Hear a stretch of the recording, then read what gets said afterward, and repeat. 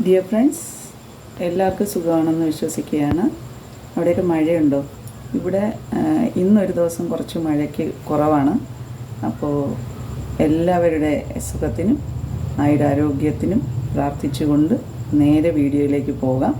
അപ്പോൾ ഇന്നത്തെ വീഡിയോ എന്ന് പറയുന്നത് എങ്ങനെയാണ് നമ്മളെ ചതിക്കുന്നു അല്ലെങ്കിൽ നമ്മളെ ചതിക്കാൻ സാധ്യതയുണ്ട് എന്ന് നമുക്ക് നേരത്തെ തന്നെ മനസ്സിലാക്കാൻ സാധിക്കുന്നത്. എത്തരത്തിലുള്ള ആൾക്കാരാണ് നമ്മളെ ചതിക്കുവാൻ സാധ്യതയുണ്ട് എന്ന് നമുക്ക് തോന്നുന്നത് എന്നുള്ളതിനെക്കുറിച്ചുള്ള ഒരു 3 തരത്തിലുള്ള ഒരു സയൻസ് എനിക്ക് എൻ്റെ ജീവിതത്തിൽ നിന്ന് മനസ്സിലായതാണ് നിങ്ങൾക്ക് ഞാൻ പറഞ്ഞു തരുന്നത്. ഇത് നിങ്ങളുടെ ആരുടെയെങ്കിലൊക്കെ ജീവിതത്തിൽ ഇങ്ങനെ സംഭവിച്ചിട്ടുണ്ടെങ്കിൽ ഉറപ്പായും നിങ്ങൾ കമൻറ്റ് ചെയ്ത് അറിയിക്കുകയാണെങ്കിൽ ഭയങ്കരമായ ഒരു എന്താണ് പറയുന്നത്, മനസ്സിലൊരു ഇൻസ്പിറേഷൻ വീണ്ടും ഇത്തരത്തിലുള്ള വീഡിയോകൾ ഇടാൻ എനിക്ക് ഉണ്ടാവും എന്നുള്ള കാര്യത്തിൽ ഒരു സംശയം വേണ്ട കേട്ടോ. അപ്പം എനിക്ക് പറ്റിയ അബദ്ധങ്ങൾ ഇനി ആർക്കും പറ്റാതിരിക്കാൻ വേണ്ടി കൂടിയാണ് ഞാൻ നിങ്ങൾക്ക് ഇത് ഷെയർ ചെയ്യാമെന്ന് കരുതിയത്. അപ്പോൾ നമുക്ക് നേരെ വീഡിയോയിലേക്ക് പോകാം. നമ്മളെ ചതിക്കാൻ സാധ്യതയുള്ള അല്ലെങ്കിൽ ചീറ്റ് ചെയ്യാൻ സാധ്യതയുള്ള, അതിന് ഏത് ബന്ധത്തിലായാലും ശരി സാധ്യതയുള്ള ഒരാളിൻ്റെ ഞാൻ മനസ്സിലാക്കിയ ഏറ്റവും പ്രധാനപ്പെട്ട ഒരു ബിഹേവിയർ എന്ന് പറയുന്നത്, ഒരു സ്വഭാവം എന്ന് പറയുന്നത്, നമ്മൾ എന്തെങ്കിലും ഒരു കാര്യം, ഇമ്പോർട്ടൻ്റ് ആയിട്ടുള്ള ഒരു കാര്യം, ഈവൻ ഫ്യൂച്ചർ പ്ലാൻസ് ആയിരിക്കാം, നമ്മൾ ആ വ്യക്തിയോട് സംസാരിക്കുമ്പോൾ അല്ലെങ്കിൽ നമ്മുടെ ഏറ്റവും ഇഷ്ടമുള്ള ഒരു കാര്യത്തിനെക്കുറിച്ച് നമ്മൾ ഡിസ്കസ് ചെയ്യുമ്പോൾ ഇവർ ഒന്നുകിൽ വളരെ ഇറിറ്റേറ്റഡായി സംസാരിക്കും. അവർക്കതിലൊന്നും ഒരു ഇൻട്രസ്റ്റും ഇല്ലാത്ത പോലെ ഇറിറ്റേറ്റഡ്, അവർക്കത് കേൾക്കുന്നത് തന്നെ ഭയങ്കരമായ ഒരു അസ്വസ്ഥത പോലെ ഫീൽ ചെയ്യുന്ന രീതിയിൽ അവർ സംസാരിക്കും. അതല്ലെങ്കിൽ പിന്നെ അഗ്രസീവായിട്ട് സംസാരിക്കും.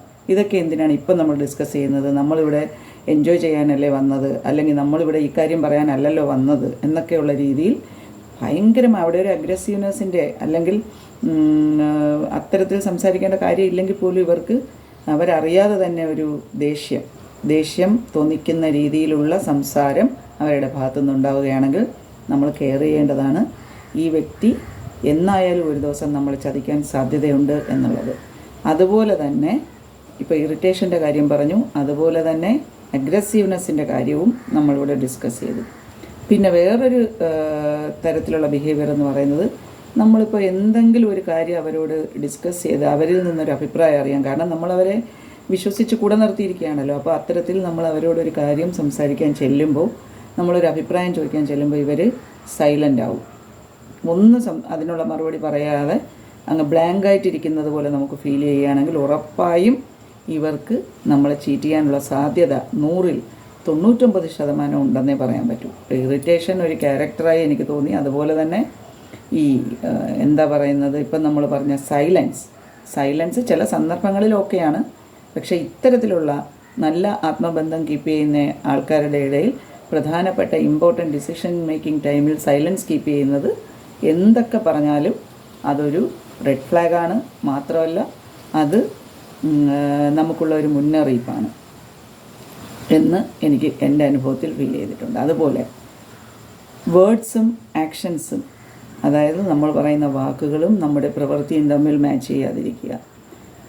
ഒരു എക്സാമ്പിൾ, ഇപ്പോൾ അവർ നമ്മളോട് പറയുകയാണ് നാളെ നമുക്ക് ഇന്ന സ്ഥലത്ത് പോകാം എന്ന് പറയുന്നു. നമ്മൾ അതിനു വേണ്ടി പ്രിപ്പയർഡായി റെഡിയായി, നമ്മൾ മാനസികമായും ശാരീരികമായും ഒക്കെ നമ്മളതിന് പ്രിപ്പയർഡായി ഇരിക്കുന്ന സമയത്ത് പെട്ടെന്ന് അവരവരുടെ പ്ലാൻ മാറ്റുന്നതായി കാണാം. അങ്ങനത്തെ അനുഭവങ്ങൾ ഉണ്ടെങ്കിൽ അത് ഏത് തരത്തിലുള്ള ബിഹേവിയർ ആണെങ്കിലും നമ്മളൊന്ന് നോട്ട് ചെയ്ത് വെക്കുന്നത് വളരെ നല്ല കാര്യമായിരിക്കും. കാരണം നമ്മളെ പറഞ്ഞ് പ്രിപ്പയർഡ് ആക്കിയതിന് ശേഷം അവർ പെട്ടെന്ന് വാക്ക് മാറിക്കളയുകയാണ്.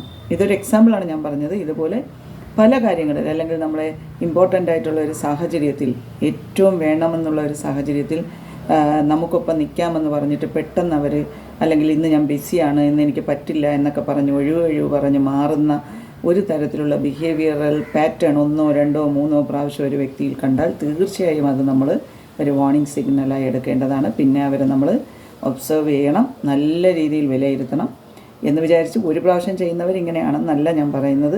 പതിവായി നമ്മളോട് ഇങ്ങനെ സ്വഭാവം കാണിക്കുന്നവരാണെങ്കിൽ നിങ്ങളവരെ ഒന്ന് നോട്ട് ചെയ്യുക. നിങ്ങളുടെ ആത്മബന്ധത്തിൻ്റെ ലിസ്റ്റിൽ അത്തരത്തിലൊരാളുണ്ടോ എന്ന് അറിയേണ്ടത് ഓരോരുത്തരുടെയും അവകാശമാണ്, അല്ലേ?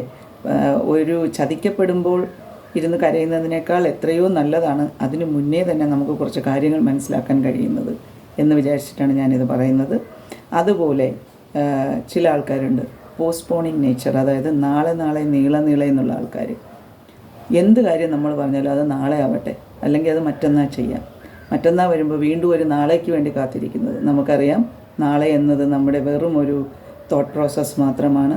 നാളെ വന്നാലേ ഉള്ളൂ. നമ്മളൊക്കെ പ്രസൻറ്റിൽ ജീവിക്കുന്ന ആൾക്കാരാണ്. അപ്പോൾ നമുക്കിപ്പോഴാണ് ആ സഹായം ആവശ്യമായുള്ളത്, അല്ലെങ്കിൽ ഇപ്പോഴാണ് നമുക്ക് ആ സപ്പോർട്ട് ആവശ്യമായുള്ളത്.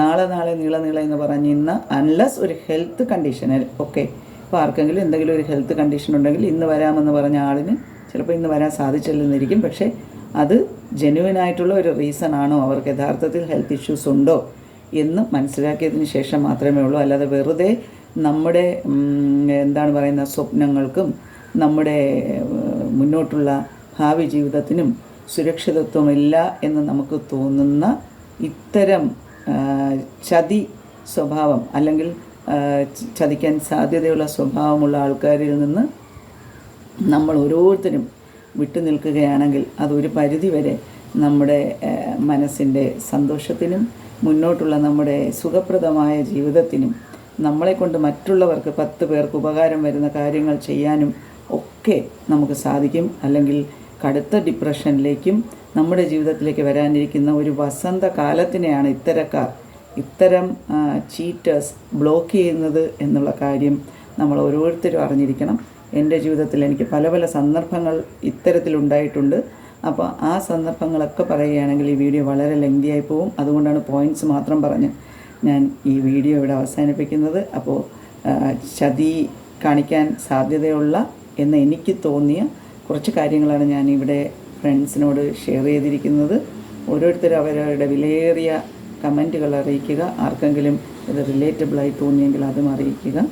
അപ്പോൾ എല്ലാവരോടും സ്നേഹം മാത്രം. എല്ലാവരും നല്ല ഹാപ്പിയായി, മനസ്സ് എവിടെയും ഒന്ന് ചാഞ്ചാടിപ്പോകാതെ സ്വന്തം ജീവിത ലക്ഷ്യങ്ങളും ജീവിത വിജയങ്ങളും മാത്രം മുന്നിൽ കണ്ട് പ്രാർത്ഥനയോടെ മുന്നോട്ട് പോവുക. എൻ്റെ പ്രാർത്ഥനയിൽ ഞാൻ നിങ്ങൾ ഓരോരുത്തരെയും ഉൾപ്പെടുത്തുന്നതായിരിക്കും. Thank you so much. Love you all. Take care. See you in the next video.